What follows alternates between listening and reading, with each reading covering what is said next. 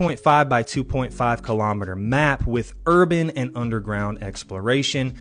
So I'm not a whiz on map sizes. I'm assuming that maybe that's pretty large in the scheme of map size for online games. I like the urban and underground exploration part of it. I think that a game like Gray Zone Warfare, their map philosophy is awesome and could benefit from things like that, like mixing urban with the jungle. So that's really cool to see. A dynamically shrinking game zone. Now, I like that a lot. I really like that it's a dynamically shrinking zone. But what's interesting about that, though, is that this is not aimed at being a battle royale. This is aimed at being an extraction shooter. So usually when we see zones, when we see shrinking game zones, we're talking about battle royales and everybody's being forced into the same area, right? Until the last player is alive. With extraction shooters, normally you just have to get out before the raid ends. There's not really a zone or a perimeter of the map that you have to worry about closing in on you. So again, they're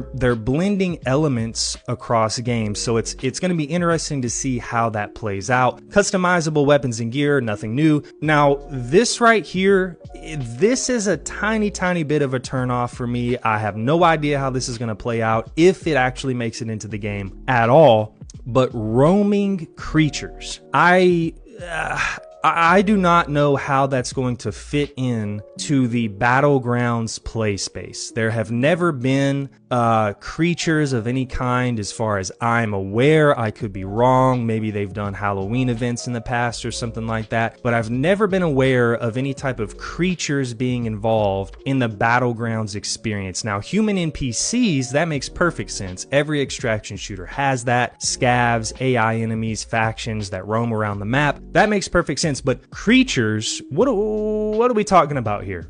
Zombies, you know, like alien life forms, giant bugs. I mean, where is the line drawn between like this sort of modern-esque, you know, tactical military style shooter, and now we're kind of drifting into the land of the unknown, dinosaurs? That kind of makes me a little hesitant to buy into it. I'm not sure I like that, and I don't know what it means. I guess we'll have to see. I really don't want it to become, though, based on what PUBG has kind of always been, like this weird quasi-zombie thing that so many developers feel they need to put into online multiplayer experiences. All right, moving on to the next and final point, an in-game boss battle underground. Again, I'm 50-50 on that. I have no idea